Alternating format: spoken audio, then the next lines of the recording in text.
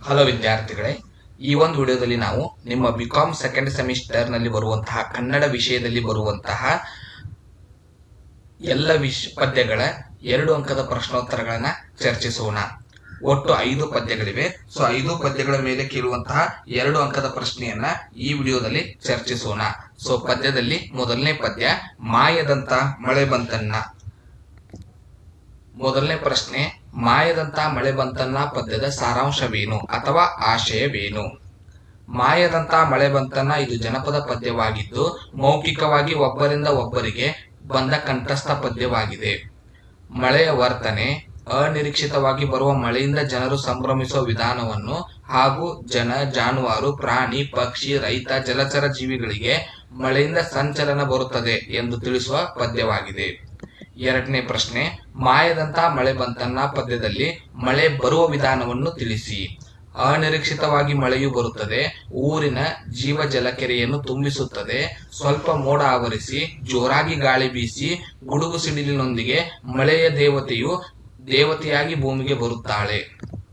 ಮೂರನೇ ಪ್ರಶ್ನೆ, ಮಳೆರಾಯನ ಬಗ್ಗೆ ತಿಳಿಸಿದವರು ಯಾರು? ಕೆರೆ ಕಾಯುವ ಬಳ್ಳಾಳರಾಯ, ಮೀನು ಹಿಡಿಯುವ ಬೆಸ್ತರ ಹುಡುಗ ಸಂತೋಷದಿಂದ ಬಂದು ಮಳೆ ಬಂದ ಸುದ್ದಿಯನ್ನು ತಿಳಿಸುತ್ತಾರೆ. ನಾಲ್ಕನೇ ಪ್ರಶ್ನೆ, ಏನು ಮಾಡಿದರೂ ಮಳೆ ನಿಲ್ಲುವುದಿಲ್ಲ ಎಂದು ಲೇಖಕರು ಹೇಳುತ್ತಾರೆ. 6,000 ಕೂಲಿ ಆಡುಗಳನ್ನು ತರಿಸಿ 3,000 ಗುದ್ದಲಿಗಳನ್ನು ಬಳಸಿ ಕಟ್ಟೆ ಕಟ್ಟಿದರು. 6,000 ಕುರಿಗಳನ್ನು ತರಿಸಿ 3,000 ಕುಡುಗೋಲು ತರಿಸಿ ಪ್ರಯತ್ನ ಮಾಡಿದರೂ ನಿಲ್ಲುವುದಿಲ್ಲ ಎಂದು ಹೇಳುತ್ತಾರೆ. ಈ 4 ಪ್ರಶ್ನೆಗಳು ನಿಮಗೆ ಮಾಯದಂತ ಮಳೆ ಬಂತನ್ನ ಪದ್ಯದಲ್ಲಿ ಕೇಳುವಂತಹ ಪ್ರಶ್ನೆಗಳಾಗಿವೆ. ಇನ್ನು ಎರಡನೇ ಪದ್ಯ, ಭೂ ಸ್ವಾಧೀನ ಕಾಯ್ದೆ. ಇದರ ಮೇಲೆ ಕೇಳುವಂತಹ 2 ಅಂಕದ ಪ್ರಶ್ನೆಗಳು. ಮೊದಲನೇ ಪ್ರಶ್ನೆ, ಭೂ ಸ್ವಾಧೀನ ಕಾಯ್ದೆ ಪದ್ಯ ಬರೆದವರು ಯಾರು? ಅದನ್ನು ಯಾವ ಆಕಾರದಲ್ಲಿ ಆಯ್ದುಕೊಳ್ಳಲಾಗಿದೆ? ಭೂ ಸ್ವಾಧೀನ ಕಾಯ್ದೆ ಬರೆದವರು ರಾಜೇಂದ್ರ ಪ್ರಸಾದ್. ಇದನ್ನು ಬ್ರಹ್ಮ ಪರಿಣಾಮ ಎಂಬ ಆಕರ ಗ್ರಂಥದಿಂದ ಆಯ್ದುಕೊಳ್ಳಲಾಗಿದೆ. ರಾಜೇಂದ್ರ ಪ್ರಸಾದ್ ಅವರ ಜನನ ಮತ್ತು ಜನ್ಮಸ್ಥಳವನ್ನು ತಿಳಿಸಿ. ರಾಜೇಂದ್ರ ಪ್ರಸಾದ್ ಅವರು 19 ಮಾರ್ಚ್ 1987ರಂದು ತುಮಕೂರು ಜಿಲ್ಲೆ ಹುಲಿಯೂರು ದುರ್ಗದ ಕೊಡವತ್ತಿ ಗ್ರಾಮದಲ್ಲಿ ಜನಿಸಿದ್ದಾರೆ. ರಾಜೇಂದ್ರ ಪ್ರಸಾದ್ ಅವರು ರಚಿಸಿದ 2 ಕೃತಿ ಅಥವಾ ಕವನಗಳನ್ನು ಹೆಸರಿಸಿರಿ. ಭೂಮಿ ಕಂದ, ಒಂದಿಷ್ಟು ಪ್ರೀತಿಗೆ, ಕೋವಿ ಮತ್ತು ಕೊಳಲು. ಭೂ ಸ್ವಾಧೀನ ಕಾಯ್ದೆಯ ಆಶಯವೇನು ಅಥವಾ ಸಾರಾಂಶವೇನು? ಈ ಕವಿತೆಯು ರೈತರ ಬದುಕಿನ ಚಿತ್ರಣವನ್ನು ನೀಡುತ್ತದೆ. ರೈತರ ಬದುಕಿನ ಭೂತ, ವರ್ತಮಾನ, ಭವಿಷ್ಯತ್ ಬಗ್ಗೆ ಇಲ್ಲಿ ತಿಳಿಸಲಾಗಿದೆ. ರೈತರು ಭೂ ಮಾಲೀಕನಾಗಿ ಬೆಳೆ ಬೆಳೆಯುವುದು, ನಂತರ ಅತಿವೃಷ್ಟಿ, ಅನಾವೃಷ್ಟಿ, ಬರಗಾಲ, ಪ್ರಕೃತಿ ವಿಕೋಪ, ಪ್ರವಾಹಗಳಿಗೆ ಸಿಕ್ಕು ಜೀವನ ನಡೆಸುವುದರಲ್ಲಿ ಕಷ್ಟಪಡುವರು. ಕಡೆಗೆ ಸಾಲ, ಕಂದಾಯ, ಬಡ್ಡಿ ತೀರಿಸಲಾಗದೆ ಮಾರಿಕೊಳ್ಳುವವರು ಎಂದು ವಿವರಿಸಲಾಗಿದೆ. ಭೂ ಸ್ವಾಧೀನ ಕಾಯ್ದೆ ಪದ್ಯದಲ್ಲಿ ಬೆಳೆ ನಾಶವಾಗುವ ಬಗೆಯನ್ನು ವಿವರಿಸಿರಿ. ಮಳೆಯಿಲ್ಲ, ಇದರಿಂದ ಫಸಲು ಬೆಳೆ ಮಣ್ಣಾಗಿದೆ. ಎಲ್ಲಿ ನೋಡಿದರೂ ತೇವ ಕಾಣುತ್ತಿಲ್ಲ, ಇದರಿಂದ ಬೆಳೆ ಒಣಗುತ್ತಿದೆ. ಉಳಿದು ಬೆಳೆದಿರುವ ಬೆಳೆ ಉಣ್ಣಲು ಸಾಲುತ್ತಿಲ್ಲ. ಮನೆ ಖರ್ಚು, ಭೂ ಕಂದಾಯ, ಬೆಲೆ, ಸಾಲ ಇದರಿಂದಾಗಿ ಬದುಕು ಪಾತಾಳ ಕಾಣುತ್ತಿದೆ ಎಂದು ಹೇಳಲಾಗಿದೆ. ಭೂ ಸ್ವಾಧೀನ ಕಾಯ್ದೆ ಪದ್ಯದಲ್ಲಿ ರೈತರು ಹೇಗೆ ಶೋಷಣೆಗೆ ಒಳಗಾಗುತ್ತಾರೆ ತಿಳಿಸಿ.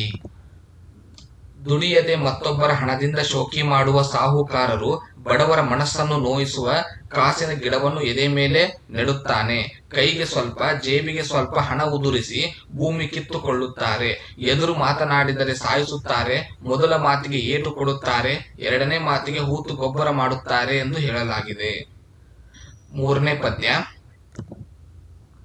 ನಾನೊಂದು ಮರವಾಗಿದ್ದರೆ. ಇದರ ಮೇಲೆ ಕೇಳುವಂತ 2 ಅಂಕದ ಪ್ರಶ್ನೆಗಳು. ನಾನೊಂದು ಮರವಾಗಿದ್ದರೆ ಪದ್ಯ ಬರೆದವರು ಯಾರು? ಅವರು ಯಾವ ಜಿಲ್ಲೆಯವರು? ನಾನೊಂದು ಮರವಾಗಿದ್ದರೆ ಪದ್ಯ ಬರೆದವರು ಡಾಕ್ಟರ್ ಮುದ್ನಕೂಡು ಚಿನ್ನಸ್ವಾಮಿ. ಇವರು ಚಾಮರಾಜನಗರ ಜಿಲ್ಲೆಯವರು. ಡಾಕ್ಟರ್ ಮುದ್ನಕೂಡು ಚಿನ್ನಸ್ವಾಮಿ ಅವರ ಜೀವನ ಮತ್ತು ಜನ್ಮಸ್ಥಳ ತಿಳಿಸಿ. ಡಾಕ್ಟರ್ ಮುದ್ನಕೂಡು ಚಿನ್ನಸ್ವಾಮಿ ಅವರು 22 ಸೆಪ್ಟೆಂಬರ್ 1954ರಂದು ಗಡಿನಾಡಿನ ಚಾಮರಾಜನಗರ ಜಿಲ್ಲೆಯ ಮುದ್ನಕೂಡು ಎಂಬ ಗ್ರಾಮದಲ್ಲಿ ಜನಿಸಿದ್ದಾರೆ. ಡಾಕ್ಟರ್ ಮುದ್ನಕೂಡು ಚಿನ್ನಸ್ವಾಮಿ ಅವರ ತಂದೆ ಮತ್ತು ತಾಯಿ ಯಾರು?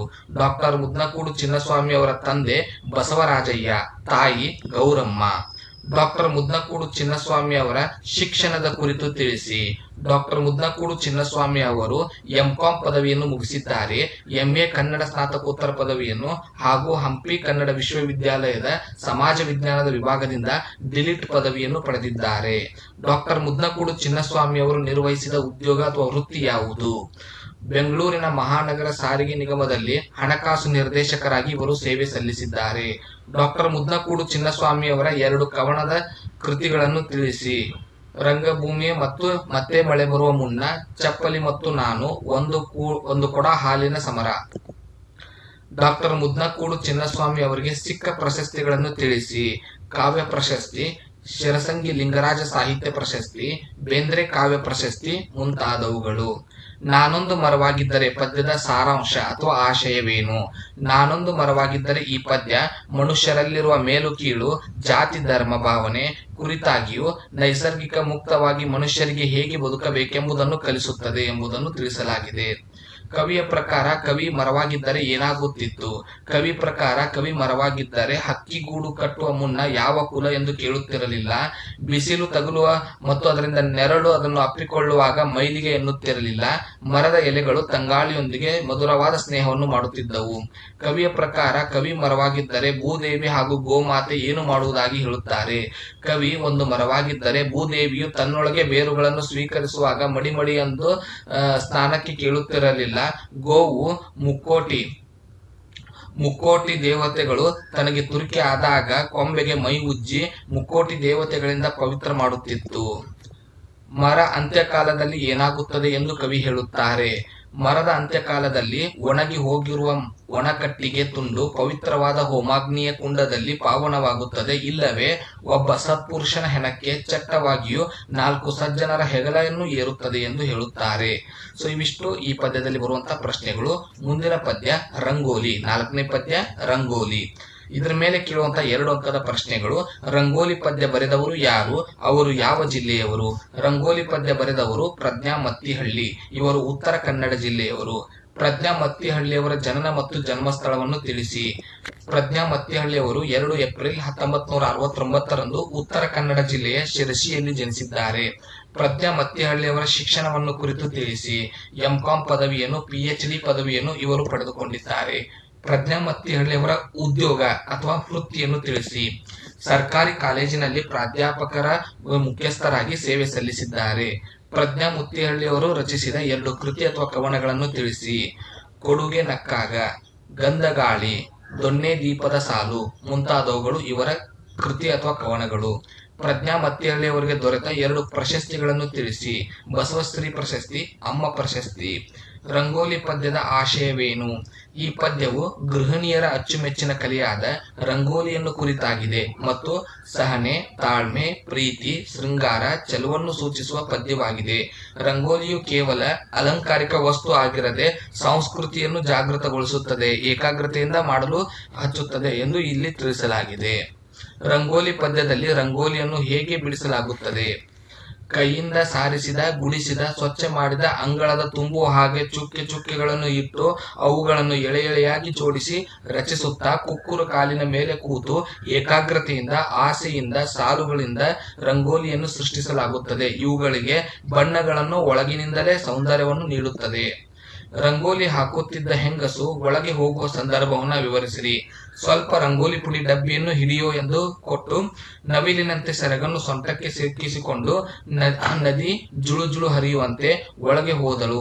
ಕೋಗಿಲೆಗಳ ಸಾಲು ಪುರ್ರೆಂದು ಹಾರು ಹೋಗುವಂತೆ, ಗಿನಿ ಗುಂಪಾಗಿ ಹಾರಿ ಹೋಗುವಂತೆ, ಬೆಳ್ಳನೆ ಬೆಳಕೊಂದು ಮಿಂಚು ಬಂದು ಹೋಗುವಂತೆ ಒಳಗೆ ಹೋದಳು. ಕೊನೆ ಪ್ರಶ್ನೆ. ರಂಗೋಲಿ ಹಾಕುವ ಸಂದರ್ಭದಲ್ಲಿ ಆಗುತ್ತಿದ್ದ ಮನೆಯ ಒಳಗಿನ ಶಬ್ದಗಳು ಏನೇನು? ಮುತ್ತಜ್ಜಿಯ ಹಾಡುಗಳು ಕೇಳುತ್ತಿತ್ತು, ಒಣಕೆ ಕುಟ್ಟುವುದು, ಕಟ್ಟಿಗೆ ತೊಟ್ಟಿಲು ತೂಗುತ್ತಿತ್ತು, ಮುರಿದ ಮಂಚ, ಒದ್ದೆಯಾದ ದಿಂಬು, ರಂಗೋಲಿ ಜೊತೆಗೆ ಶಬ್ದಗಳು ಮನೆಯೊಳಗಿಂದ ಕೇಳಿ ಬರುತ್ತಿದ್ದವು. ಇನ್ನು ಮುಂದಿನ ಪದ್ಯ ಪ್ರಣಾಳಿಕೆ. ಇದರ ಮೇಲೆ ಕೇಳುವಂತಹ 2 ಅಂಕದ ಪ್ರಶ್ನೋತ್ತರಗಳು. ಪ್ರಣಾಳಿಕೆ ಪದ್ಯವನ್ನು ಬರೆದವರು ಯಾರು? ಅವರು ಯಾವ ಜಿಲ್ಲೆಯವರು? ಪ್ರಣಾಳಿಕೆ ಪದ್ಯವನ್ನು ಬರೆದವರು ರಂಜಾನ್ ದರ್ಗಾ. ಇವರು ವಿಜಾಪುರ ಜಿಲ್ಲೆಯವರು. ರಂಜಾನ್ ದರ್ಗಾ ಅವರ ಜನನ ಮತ್ತು ಜನ್ಮಸ್ಥಳವನ್ನು ತಿಳಿಸಿ. ರಂಜಾನ್ ದರ್ಗಾ ಅವರು ವಿಜಯಪುರ ಜಿಲ್ಲೆ ಇಂಡಿ ತಾಲೂಕಿನ ಬಸನಾಳ ಗ್ರಾಮದಲ್ಲಿ 26 ಜೂನ್ 1951ರಂದು ಜನಿಸಿದರು. ರಂಜಾನ್ ದರ್ಗಾ ಅವರ ತಂದೆ ಮತ್ತು ತಾಯಿಯ ಹೆಸರನ್ನು ತಿಳಿಸಿ. ರಂಜಾನ್ ದರ್ಗಾ ಅವರ ತಂದೆ ಅಬ್ದುಲ್ ಸಾಬ್, ತಾಯಿ ಕಾಶಿಂಬಿ. ರಂಜಾನ್ ದರ್ಗಾ ಅವರ ಶಿಕ್ಷಣವನ್ನು ಕುರಿತು ತಿಳಿಸಿ. ಕನ್ನಡ ಭಾಷಾ ಹಾಗೂ ವಿಜ್ಞಾನ, ವ್ಯವಸಾಯ, ಮಾರುಕಟ್ಟೆ, ಆಡಳಿತ, ನಿರ್ವಹಣೆ ಸ್ನಾತಕೋತ್ತರ ಪದವಿಯನ್ನು ಪಡೆದುಕೊಂಡಿದ್ದಾರೆ. ರಂಜಾನ್ ದರ್ಗಾ ಅವರ ಉದ್ಯೋಗ ವೃತ್ತಿಯನ್ನು ಕುರಿತು ತಿಳಿಸಿ. ರಂಜಾನ್ ದರ್ಗಾ ಅವರು ಸುದ್ದಿ ಸಂಪಾದಕರಾಗಿ ಕಾರ್ಯನಿರ್ವಹಿಸಿದ್ದಾರೆ. ರಂಜಾನ್ ದರ್ಗಾ ಅವರ ಕವನ ಸಂಕಲನ ಅಥವಾ 2 ಕೃತಿಗಳನ್ನು ಕುರಿತು ತಿಳಿಸಿ. ಅಮೃತ ಮತ್ತು ವಿಷ, ಧರ್ಮದ ವಿಶ್ವ ಸಂದೇಶ, ಲಿಂಗವ ಪೂಜಿಸಿ ಫಲವೇ, ಕಾವ್ಯ ಬಂತು ಬೀದಿಗೆ ಇವು ರಂಜಾನ್ ದರ್ಗಾ ಅವರ ಕವನ ಸಂಕಲನಗಳು. ರಂಜಾನ್ ದರ್ಗಾ ಅವರಿಗೆ ಸಿಕ್ಕ 2 ಪ್ರಶಸ್ತಿಗಳನ್ನು ತಿಳಿಸಿ. ಕರ್ನಾಟಕ ರಾಜ್ಯೋತ್ಸವ ಪ್ರಶಸ್ತಿ, ವಚನ ಚಿಂತಕ ಪ್ರಶಸ್ತಿ. ಪ್ರಣಾಳಿಕೆ ಪದ್ಯದ ಆಶಯವೇನು? ಇದನ್ನು ಯಾವ ಆಕರ ಗ್ರಂಥದಿಂದ ಆಯ್ದುಕೊಳ್ಳಲಾಗಿದೆ? ಪ್ರಣಾಳಿಕೆ ಪದ್ಯವನ್ನು ಕಾವ್ಯ ಬಂತು ಬೀದಿಗೆ ಎಂಬ ಕವನ ಸಂಕಲನದಿಂದ ಆಯ್ದುಕೊಳ್ಳಲಾಗಿದೆ. ಮಾನವ ಸಮಾಜ ಬಯಸುವ ಶಾಂತಿ, ನೆಮ್ಮದಿ, ಸಹಬಾಳ್ವೆ, ಕಾಳಜಿ, ಮೌಲ್ಯ, ಪ್ರೀತಿ ದುಡಿಯುವ ವರ್ಗದಿಂದ ದೊರೆಯಬಲ್ಲದು ಎಂಬುದನ್ನು ಈ ಕವಿತೆ ತಿಳಿಸುತ್ತದೆ. ದುಡಿಯುವ ಜನರು ಅಧಿಕಾರ ಕೊಟ್ಟರೆ ಏನು ಮಾಡುವುದಾಗಿ ಹೇಳುತ್ತಾರೆ? ದುಡಿಯುವ ಜನರಿಗೆ ಕೈಗೆ ಅಧಿಕಾರ ಬಂದರೆ ಪೊಲೀಸರನ್ನು, ನ್ಯಾಯಾಧೀಶರನ್ನು ಮನುಷ್ಯರನ್ನಾಗಿ ಮಾಡುತ್ತಾರೆ. ಟ್ಯಾಂಕರ್ಗಳನ್ನು ಬುಲ್ಡೇಜರ್ಗಳಾಗಿ ಬದಲಾಯಿಸುತ್ತಾರೆ. ರಸ್ತೆಯಲ್ಲಿರುವ ತಗ್ಗುಗಳನ್ನು, ದಿಣ್ಣೆಗಳನ್ನು ಮುಚ್ಚುತ್ತಾರೆ. ಶಾಂತಿಯನ್ನು ಸ್ಥಾಪಿಸುತ್ತಾರೆ. ಬಂದೂಕು ಉಪಯೋಗಿಸುವುದನ್ನು ನಿಲ್ಲುವಂತೆ ಮಾಡುತ್ತಾರೆ. ಕೆಂಪು ದೀಪದ ಕೆಳಗೆ ಉದ್ಯಾನವನಗಳನ್ನು ನಿರ್ಮಿಸುತ್ತಾರೆ. ಮಕ್ಕಳು ಶಬ್ದಕೋಶದಲ್ಲಿ ವೀರಗಲ್ಲು ಶಬ್ದವನ್ನು ಹುಡುಕುವಂತೆ ಮಾಡುತ್ತಾರೆ. ಇವಿಷ್ಟು ಪ್ರಣಾಳಿಕೆ ಪದ್ಯದಲ್ಲಿ ಕೇಳುವಂತಹ ಪ್ರಶ್ನೆಗಳು. ಸೊ ಇವಿಷ್ಟು 2 ಮಾರ್ಕ್ಸ್ಗೆ ನಿಮಗೆ ಕೇಳುವಂತಹ ಎಲ್ಲಾ ಪೋಯಮ್ಸ್ ನ ಪ್ರಶ್ನೆಗಳು. ಇವುಗಳಲ್ಲೇ ನಿಮಗೆ ಸೆಮಿಸ್ಟರ್ ಎಕ್ಸಾಮ್ ನಲ್ಲಿ ಪ್ರಶ್ನೆಗಳು ಬರುತ್ತೆ. ಇದಕ್ಕೆ ಸಂಬಂಧಪಟ್ಟಂತಹ ನೋಟ್ಸ್ ಬೇಕಂದ್ರೆ ಡಿಸ್ಕ್ರಿಪ್ಷನ್ ಅಲ್ಲಿ ಹಾಕಿರುವಂತಹ ಲಿಂಕ್ ನಲ್ಲಿ ನೀವು ಡೌನ್ಲೋಡ್ ಮಾಡ್ಕೊಳ್ಬಹುದು. ನಮ್ಮ ಆಪ್ ನ ಡೌನ್ಲೋಡ್ ಮಾಡಿಕೊಂಡು ಎಲ್ಲ ಸಬ್ಜೆಕ್ಟ್ ಗಳ ಕ್ಲಾಸ್ ನ ನೀವು ಜಾಯಿನ್ ಆಗ್ಬಹುದು. ಅಥವಾ ನೀವು ಆನ್ಲೈನ್ ಮೂಲಕ ನಮ್ಮ ಪರಿಮಳ ಪುಸ್ತಕವನ್ನು ಆರ್ಡರ್ ಮಾಡೋದ್ರ ಮೂಲಕ ನೀವು ಪಡ್ಕೋಬಹುದು. ಡಿಸ್ಕ್ರಿಪ್ಷನ್ ಅಲ್ಲಿ ಎಲ್ಲವುಗಳ ಲಿಂಕ್ ಗಳನ್ನ ನಾವು ಕೊಟ್ಟಿರ್ತೇವೆ. ಸೊ ಡಿಸ್ಕ್ರಿಪ್ಷನ್ ಬಾಕ್ಸ್ ನ ಚೆಕ್ ಮಾಡಿ. ಧನ್ಯವಾದಗಳು. ಮುಂದಿನ ಕ್ಲಾಸ್ ನಲ್ಲಿ ಗದ್ಯದ ಮೇಲೆ ಕೇಳುವಂತ 2 ಅಂಕದ ಪ್ರಶ್ನೆಗಳೊಂದಿಗೆ ಭೇಟಿಯಾಗೋಣ.